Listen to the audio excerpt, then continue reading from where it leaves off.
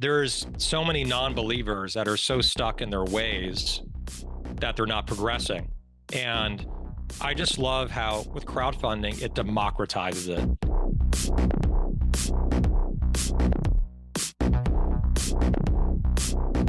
Hello, everyone, and welcome to another episode of Test, Optimize, and Scale. We have Alex Bayer here with us today, managing partner, founder of Genius Dreams, crowdfunding consultant, working with some of the top issuers in the space, has had his own success on Reg CF, and understands the vertical to expert levels, if not greater. Alex, thanks for taking the time to hop on the podcast and have this conversation today. Thank you, Jason, for inviting me on, and look forward to sharing as much as I know about the crowdfunding space. I feel like we're all learning. We're all looking for a better success rate industry-wide. We're still in the infancy of the space, and want to start with your background, get into the world of consumer packaged goods a bit, your journey leading into the Reg CF space. Where did it all start for you? Yeah, I mean, I'll try to condense this story because it could take up your entire podcast and maybe even a second episode extension. Sure. So yeah, I mean, I was born and raised in Southern California, so I've always been around kind of an area where people are more progressive and into health, into eating better, into exercising, into going to the beach and all that good stuff. So right around college, one of my friends really got me into eating healthier. I remember he invited me over. He went into his fridge and he took out mainstream items that you find at basically every grocery store in the country, whether it's a sour cream, whether it's, an orange juice, whatever it was. And he said, look at all these products. You find these everywhere, right? Let me read the ingredients and let me tell you what these ingredients do to your body in a bad way. And when he started educating me on that, back in 2003, 2004, I said, I wasn't even aware of this stuff, so I need to eat better. So it's been like a 20-year journey of eating better, treating myself better, and just doing my best to feel at my best.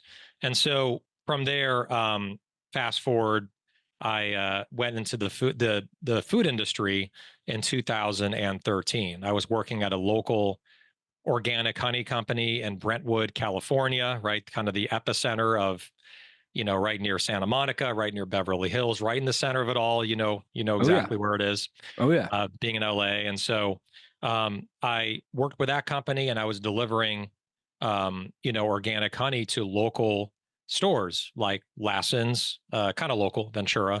I was delivering to Whole Foods. I was delivering to other natural stores, small natural stores, Erewhon especially. And I fell in love with the industry in 2013. And so from there, I created my brand. Now my consulting agency is called Genius Dreams, but the beverage brand that I created was called Genius Juice. And it was a coconut smoothie, came out in 2014. And over the span of 10 years, we went from, being under $1 million in revenue for 5 years to almost going out of business many, many times, running out of money, having a lot of co-packing issues, to going on Shark Tank in 2020, turning things around, and then leading up to this conversation, the segue, beginning to raise online through crowdfunding, which, when I first heard of it, I'm like, what is WeFunder? What is crowdfunding? You mean Kickstarter? I'm like, there's securities in this? Like you can actually give away equity or notes in your company. And so I learned about that in 2019, right before going on Shark Tank or airing on Shark Tank in 2020.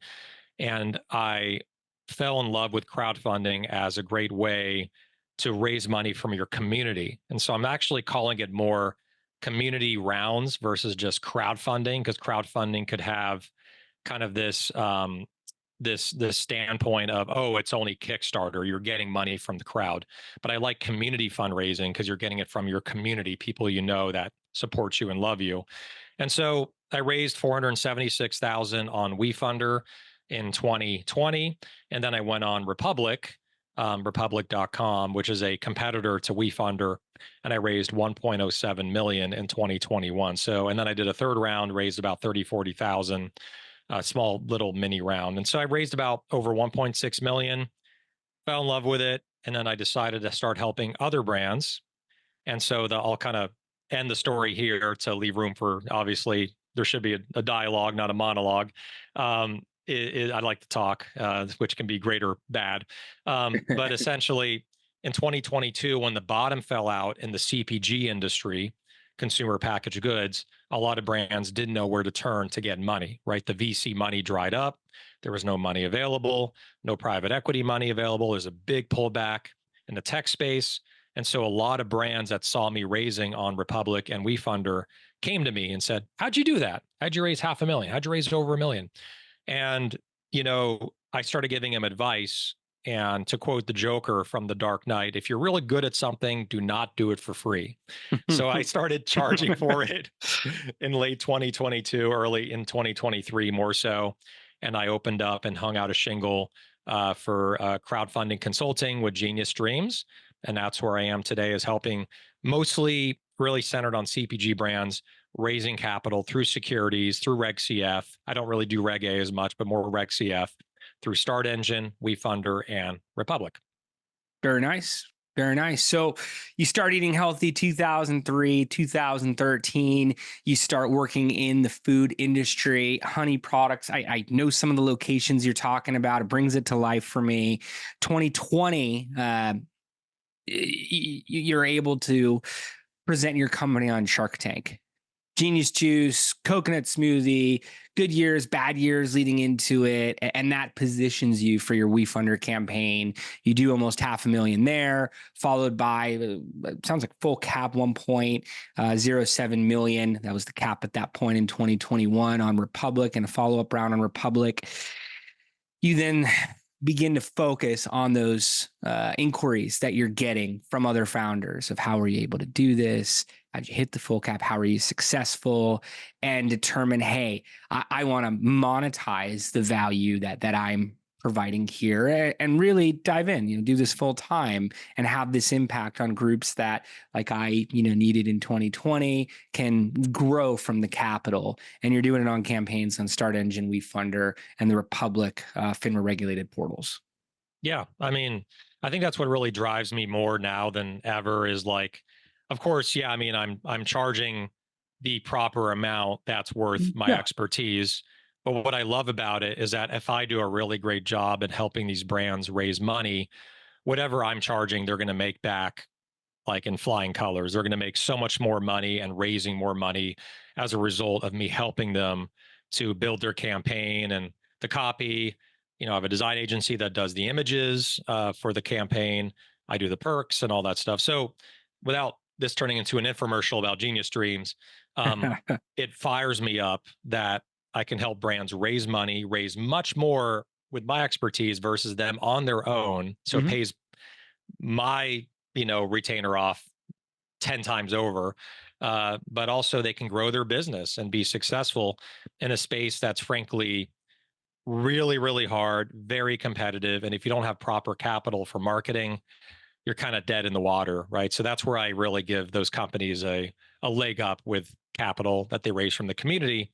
And then also the community, they can buy the product, which is really cool, right? They become investors, I like to call them. And I'm sure you've used that term, heard that term for many years. And like the fact that they invest and they go, wow, I just invested in this great brand called Revival Tea, which is one of my clients, wefunder.com/revival tea. You know what? I want to buy their tea bags because they look really high quality. I invested in them and now they start buying it from their website. So I really love that part of the story too. To a large degree, that's why Reg CF was created, right? To be able to bring customers in as investors, and also to introduce security laws into the internet era. But I've written articles around user owners. I've used the term investors as well. I like it a lot. Uh, Yeah. but to bring in user owners, you're getting far more than just the capital. I mean, the marketing exposure on its own. I mean, if you're seeing a return and that marketing campaign becomes added value to the fundraise, it's very valuable. It's very it's fantastic. If you're bringing in thousands of investors, I find the average of, King's Crowd said the average investment in 2023 was around $1,100 on a Reg CF campaign. So 1,000 investors, 1.1 million. Uh, if a percentage of those are repurposing your content, if they're sharing with their audiences, uh, the fundraising campaign, the ongoing, updates and offerings of your brand, Hmm. it can be far more of a driver than the initial Totally. funds itself It continues to themselves. pay off many years down the road. You get their name, you get their address, you get their email, you can retarget them, which is part of what, you do at DNA, right? Is just getting more value, lifetime customer value out of these investors, right? That Mhm. want to start buying the product. And what's really cool is like one of my friends, Justin Fenchel, he's the co-founder of this, this small brand called Beatbox, right? And Nice. which, if you haven't heard of Beatbox, they're doing 160 million this year in revenue. They were just on a podcast that I co-host, and so essentially they raised multiple times on WeFunder. I think well over $1 million, maybe even a couple. I think it was like over 2 million right at one of their raises. Mhm. I can't remember the exact amounts, but they showed that you don't have to be a small brand that is desperate for money or something to raise on crowdfunding. And I think there was a kind of a pendulum shift of what is crowdfunding and what are you showing, what are you representing when you are crowdfunding. When I did crowdfunding for Genius Juice in 2019, some people saw it as an act of desperation. Oh, you can't get money from VCs, you can't get money from angel investors. It's the last resort to get capital. And I think, like, I don't know what you think. I want to hear your opinion on it because you're an expert as well in your own right. Is it's now being seen as a position of strength versus weakness. Mhm. Some people still have their opinions, but when you have bigger brands, whether it's Boxable, whether it's Beatbox, and all these others that are raising well over $1 million, if not 5 million, or Reg A up to 75 million, right, for Reg A. 75. I mean, this shows that there's true power in Reg CF, but in Reg A. But what are your thoughts on how it was seen before and then how it's seen now? Oh yeah. I got involved during the pre-Reg CF days. Mhm. 2015 began working on Reg D 506C campaigns. The filings, the terms for any listeners, they shouldn't go over your head. It's just a vehicle to reach accredited investors. Uh, there are less rules around it. The ability to take a loss, a few other factors were involved, and basically you're limited to accredited investors for those campaigns, but you can solicit, you can run advertising, you can reach out to accredited investors, individuals with over $1 million net worth outside of their primary home, or 200K individual like the W-2 income over the past 2 tax years.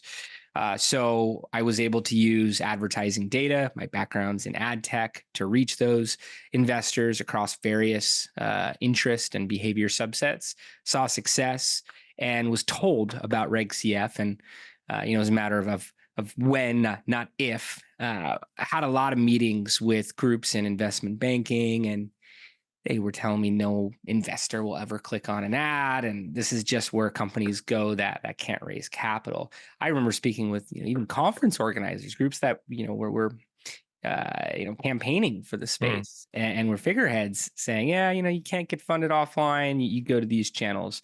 Yeah. That is not the case today. No. And there are articles out about venture-backed startups, how that plays a role on their valuation on Reg CF campaigns. And, I speak with founders. I've had founders on my podcast. I've had founder roundtables where they're stating, this is preferred for us. We're able to set our valuation. We're still going to set it fair. We need to be able to show growth, but we're able to set it. No preferred terms. I'm able to use my offering page as a PPM, a private placement memorandum, where I could drive all investors, regardless of where I meet them. I could take them there, have them all accessing the same information, and all have the ability to move forward without, a lot of steps on the back end that the traditional model would require. And they take successful rounds into the next fundraising conversations, where if someone in the future, let's say they don't have a live reg CF or reg A, wants to slash what they're doing, they'll state, hey, I'm just going to do another reg CF, I'll do another reg A, I'll be able to continue bringing in capital as well as ambassadors, and they use that term ambassadors, through these exercises. Hmm. And you mentioned WeFunder. You're talking about Beatbox, multiple seven-figure rounds there.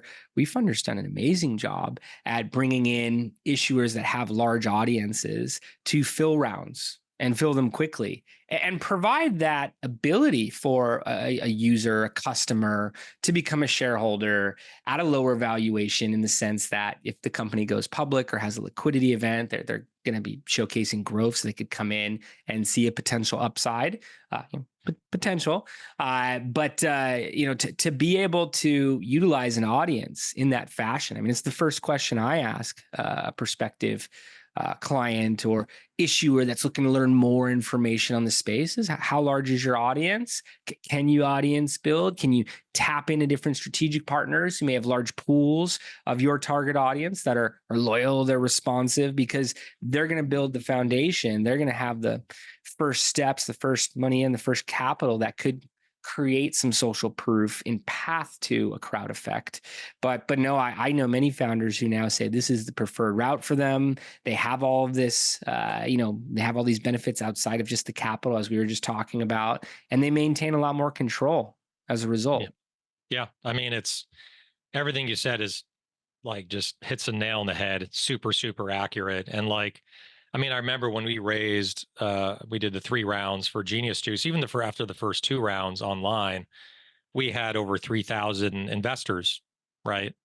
And so we were able, like, again, we retargeted them and we just would email them and say, hey, there's an investor only deal. You get Mhm. 25% off for the next 48 hours. It's a flash sale. And we would actually retain, again, our product was pretty high priced for online because it was refrigerated, but Mhm. we got a lot of sales, three, four, $5,000 overnight, which is a lot for a business of our size back then for online sales. That was a lot. And so, like, tremendous benefits. But going back to what you were saying about, like, the industry people not believing in it, right? Oh, who's going to ever want to invest online? Like, who's ever going to want to order shoes online? Who's going to I ever, remember who's those going to, days. and then you saw the documentary about Blockbuster, right? Where they had the chance to buy Netflix and they brought in, I think, Reed, right? The CEO, I believe, the co-founder, right, of Netflix, and also Mark Randolph, the other co-founder. They brought one of them or both of them in the meeting, and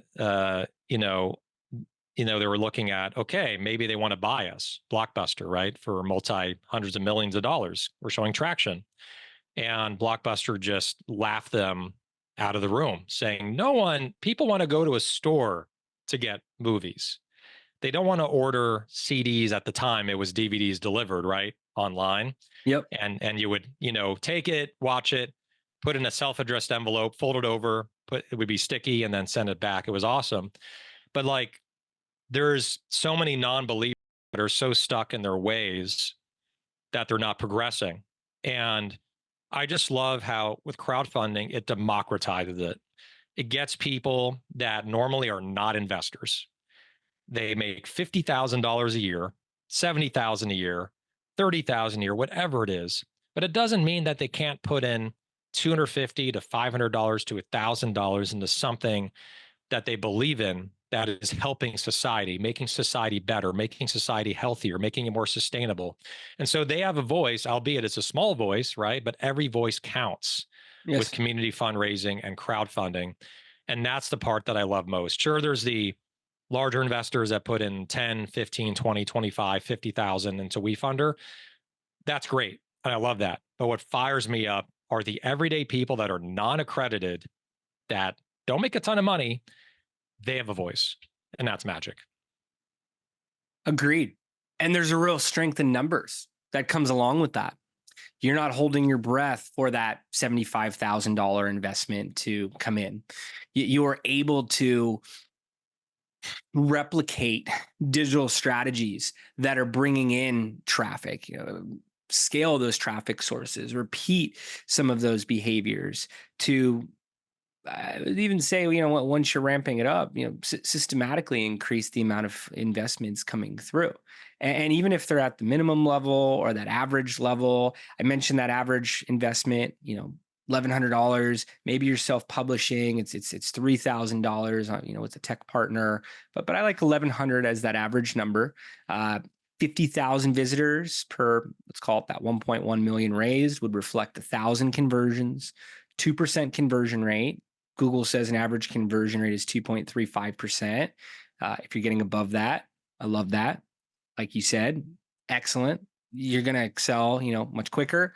But project conservatively, and if you're able to have these influxes of investors, and it's consistently coming in.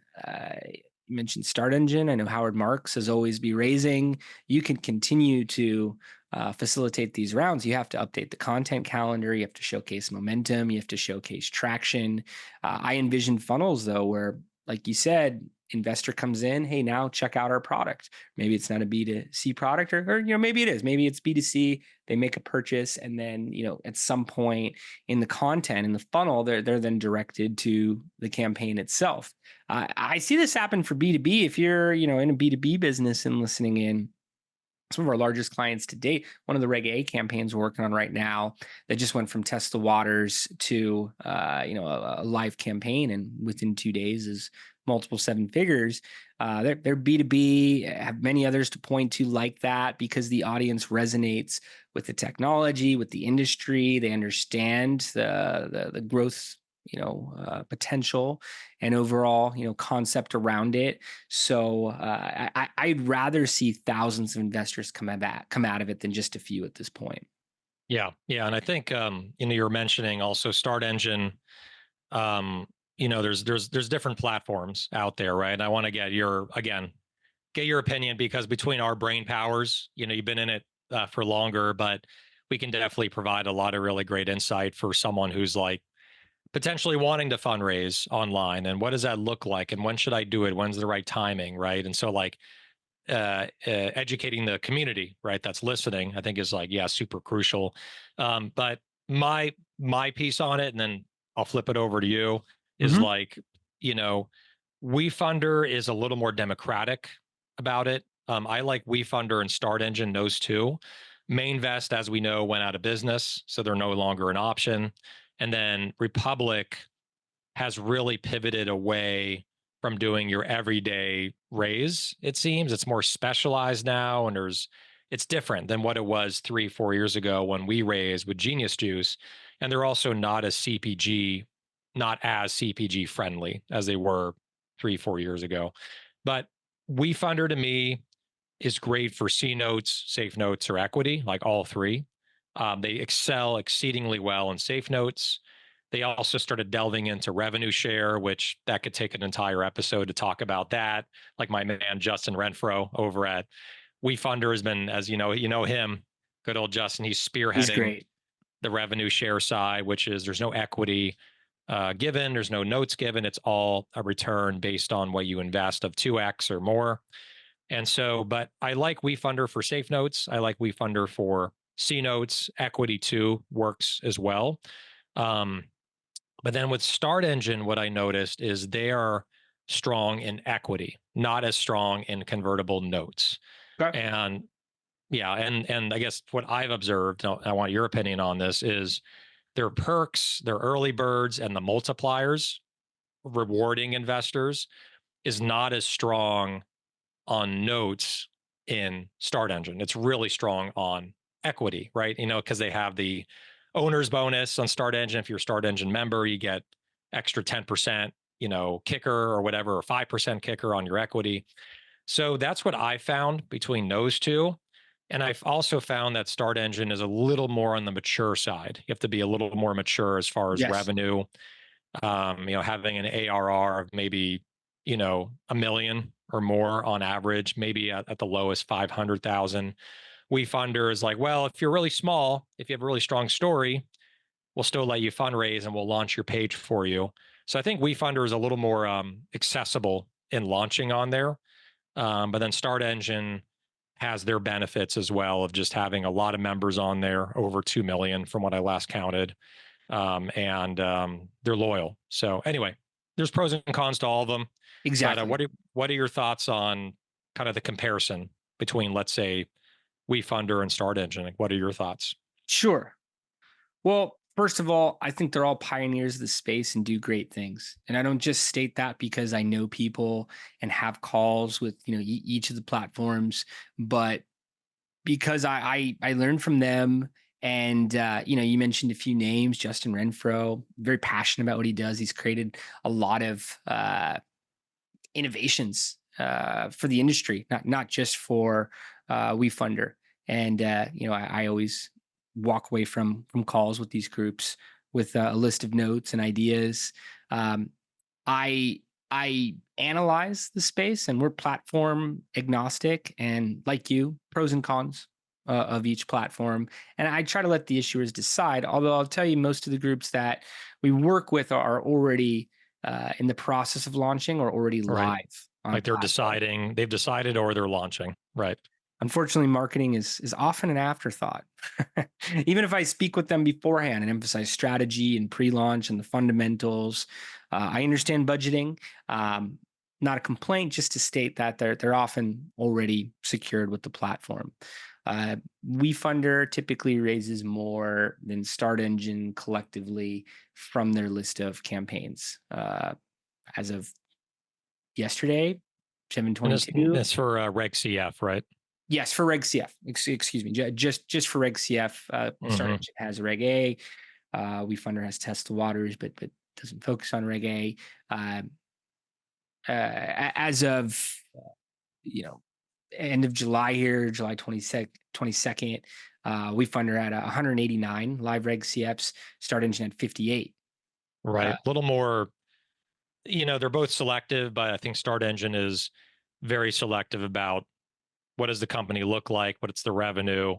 But again, that could be a good thing or not. But if you're looking to an easy entry point, one could be better than the other. It just depends. It really depends on the category you're in. It depends on the stage you're at, because they're both solid in their own respect. And I mhm, work with both. I referred absolutely. brands to both, and it really depends on the client. I'm at a different stage than you, where they're coming to me being like, what should I do? Should I what is crowdfunding, Yeah.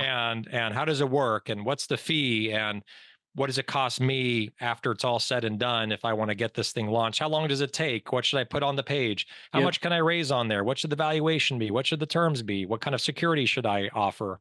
And so, like, I'm literally helping them from the infancy stage. They're like this big and in this big in the womb, like a grape in the womb, and they're just deciding, should I even do this or not? And then they eventually say, okay, if this is, and then I advise them, is this even right for them to do, based on your stage. I'm also very realistic with them, which is the amount of time it takes Yes. just to not only, I mean, making the campaign page, I take that off their plate, right? It's still going to take them 5 to 10 hours of their time, because I'm going to check in with them. What do you think of this? What do you think of that? Like, they're in the driver's seat. I'm in the passenger helping navigate them. But at the end of the day, it's their decision. So they're going to spend some time with me. But more importantly is the time to go out there and pitch the product, right? And get people on board. Yes. And when it comes to all that, the pitching, following up, getting lead investors in, getting momentum, doing marketing through email, doing marketing through events, flyers. If you're you know, a beverage like GT, it's not sponsored by Synergy, but it's a great drink. Um, There you go. you have to put a bottle tag on, and you're, in the store to get people that buy it. Now they can find your campaign. So game plan is very important. And that's really where DNA also comes in, right? Where you do, Jason, is, and you said it a few minutes ago, you got to have a game plan. Like when Yes. you're launching your campaign, you can't just launch it and make the mistake of hoping you'll get momentum on their platform.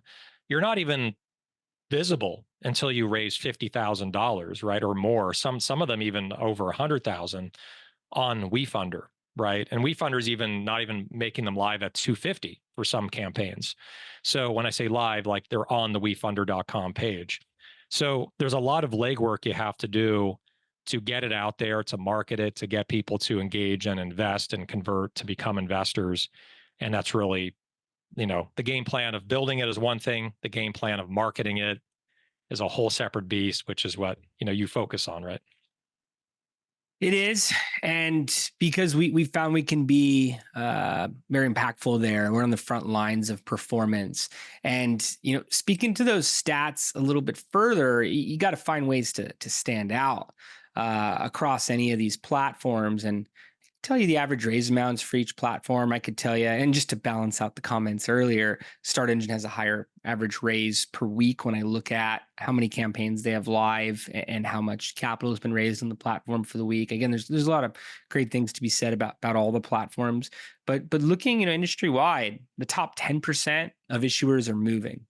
The bottom 50% are pretty stagnant. If I look at all of the Reg CF campaigns to date, and I remove about 1,000 of, it's called 8,000, just throwing a round number at it. If I remove the ones that are not reporting, they were on their own platform, some of those were zero, but if I remove all of those, only 10% got past 750K. Yeah.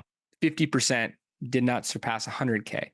Again, if I count every campaign, it's actually lower than that. In 2023, 7.46% hit $1 million or more. Only 11 companies hit 5 million of 1,434. So I speak with groups that have misconceptions all the time of, we're going to raise 5 million. We're going to do it in 2 months. We want our cost of capital to be, under 10%, under 2%. And that's fine. And that can happen. And I don't want to discourage any groups from doing that. If you have a large audience, if you have a full marketing plan on how you're going to get there, but statistically it does not. And you want to determine your strategy. We've built a model called the 8-point plan. I have a lot of materials about it online. I lead workshops on it. You don't need to use us. You could do this internally. You could use another third party, but however you're mapping it out, have a plan. You need to shift, you need to pivot, okay, but determine where the traffic's going to be coming from, who's going to be talking about you, how many people are in that email blast that is going out, how many follow-ups on there. It's all in the follow-up. You need to position on these platforms, regardless of which one you're on, whether it's Start Engine, WeFunder, Republic, Net Capital. I could list, many others. And there's just over 90 fin regulated portals, but there's 5, maybe 10 that have meaningful measurable raises that show up on the top charts any given month.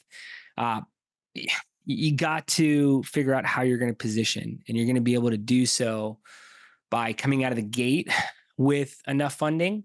You hear numbers like a third of your goal if you're able to produce in the first week. The first month, that foundation is much stronger. It sets you off in a better trajectory to hit your full goal. Definitely find a way to get over 100K. WeFunder has a soft launch mode, and you could, bring in your first degree network and then go public launch once you're, over 100K. The platforms then start triggering promotions for you. They have to treat each issuer the same. So once you hit different benchmarks, they'll promote to their audience. They will put you in more desirable locations of their site, of their portal.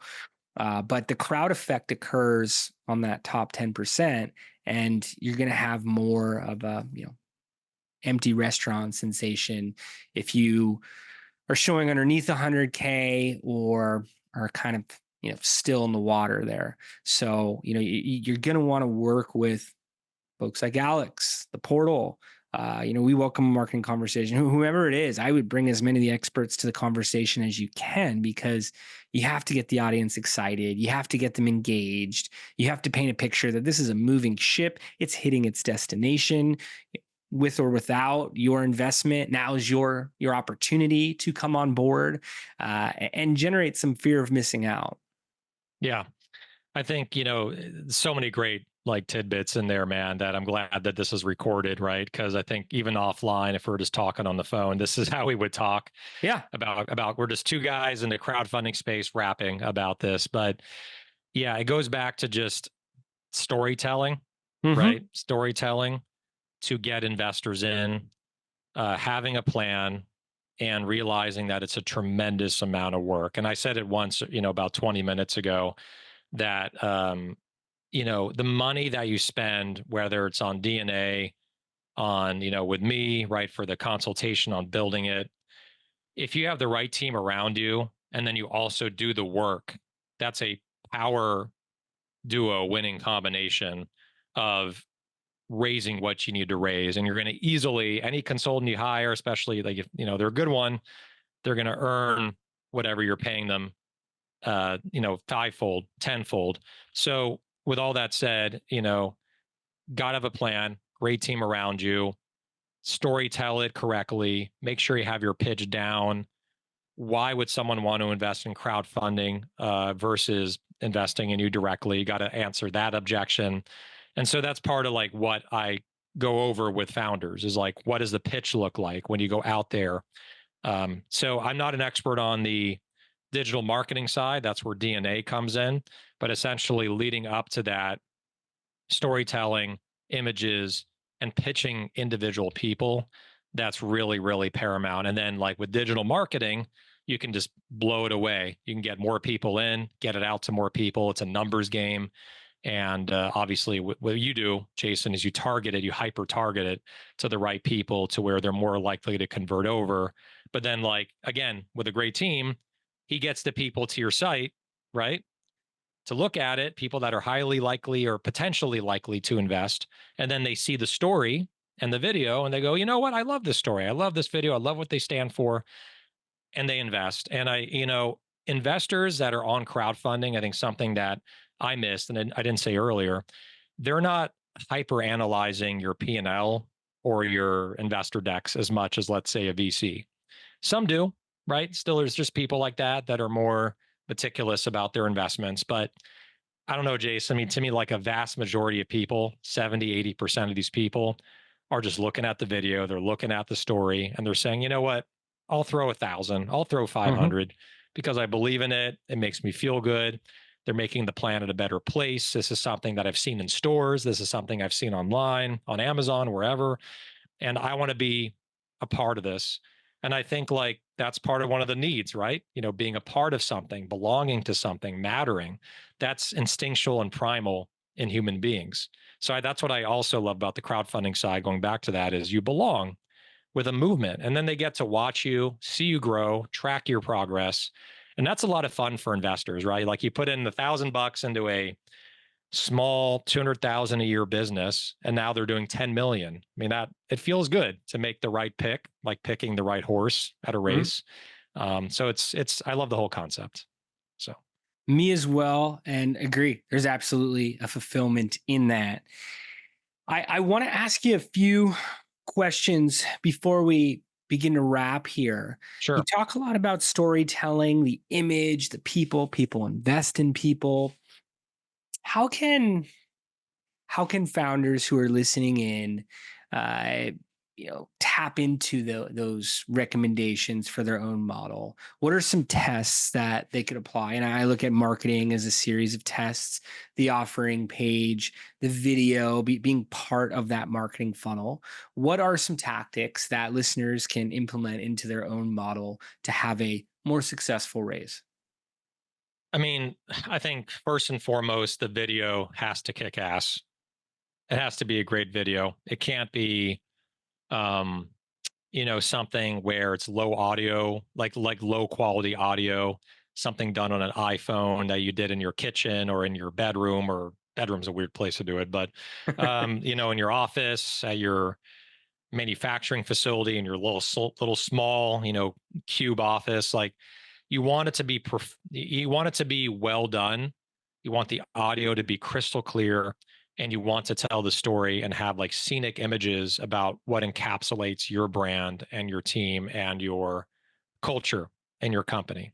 Mhm. And there's video partners, right, that I work with, whether it's Coven Video Productions, whether it's Rally On Media, you've heard of Mhm. them. Oh yeah, they're So great. yeah, I mean they're great. And like Coven Video Productions is out here in Los Angeles, but he flies all over the country. He did videos for Mela, Revival Tea, a bunch of other ones that are live right now.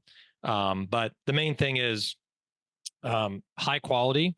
And then when it comes to, I think the story and the sections, it seems like less is more. I know this is kind of high level advice, but before it was like they run forever, right? Like you're like scrolling. You're seeing every detail, every metric, every velocity, every store, what stores you're in, those are all important, but the human mind doesn't work like that. You know, the human mind, we are I call it kind of the crocodile mind in a way, where we react on emotion. Mm. You know, Yeah, yeah. there's logic. Logic is important. It's got to be a sustainable business that can grow, and it's got to be a great product. But you got to kind of address the croc mind, I call it, with these campaigns, which is just give me what I want to know because I'm really busy. Just give me, I'm looking at 20 different campaigns on here. I don't have time to go through all these campaigns. I don't have time to go through details. Just give me what I need to know with the video, the sections. Give me big images that are colorful, look great. Give me what I need to know in a snapshot. And I think those are kind of like, I know they're not specific, but those are two things that really help to get someone to wrap their head around it in 3 or 4 minutes and then hit the button and invest versus being overwhelmed with data and not knowing what the hell to do with it. And then they're just like, you know what? Let me come back to this. It's too much for me. I'm going to move on to this, ice cream truck called Scream Truck, which is so simple. I'm just going to put my money into that because I get it in 2 seconds. So that's important. Keep it simple. And when they tell themselves, I'm going to come back, they never do. We're They never do. inundated with content and ads. And like you said, if it passes the glance test, if the story is enrolling, they want to be part of something. And the investors we've polled, the investors that we know directly, some of them create content for videos, for ads that we run. That's what they state as well. Alex, want to ask you one last question. Sure. It's a two-part question of how do you optimize and what are any examples towards scale? Maybe a tip for both. But, I find campaigns can plateau. What are the ways to pivot and manage to a point of effectiveness, and any last tips towards scaling? Well, part of it is going with you, right? Is getting people in the funnel, right? Maybe the funnel's dry and you got to get a fresh pipeline of people in to get more people to your page. I think the second one is you got to analyze is what I'm doing working? You know, the way that I approach people, the way that I'm talking with people, the way that I'm pitching people. And so part of what I do, again, not to, toot my own horn too much, is I I'm almost like a psychologist to my clients where they do hit a plateau. They had 150,000 and they want to get to 250 to get that WeFunder bonus, that email that goes out. How do I get that 100,000? And I sit down with them and analyze who have you approached and what have you said, right? And what's your follow-up process? Do you have a system in place that's organized, or are you just kind of making calls from your car when you're driving? So I think having a system in place, offering some way for follow-up and really analyzing what's working and not working is really, really crucial. Because usually if a founder's struggling, it's usually for two reasons. Either they're not doing the work, they're not holding themselves accountable, or they're saying the wrong thing in the meeting, or a combination of both, right? And so that's where you hire someone who's an expert that's been there, done that, whether it's you, me, plenty of other great consultants out there that can really guide you in the right way. So you're making the most efficient use of your time and raising the most without spending hours and hours and hours on the phone. I echo that. Alex, you are truly knowledgeable about the space. And you were mentioning earlier the value you're able to save founders countless hours of time, steps that you've taken that didn't produce, steps that you've physically gone down that have been very fruitful for you. And I think it's a matter of when, not just if it returns, because I believe in optimizing to get there, but when it's producing, it's going to come back exponentially to them. Thank you so much for taking the time to do this. Absolutely. I can't tell you how much I enjoy it, being able to have a counterpart in the field. I feel like we're in the trenches together, looking to make these campaigns, into the results that they can be. So I really appreciate the time. Thank you, Jason. Thanks for having me on. It's been fun talking all things crowdfunding with you.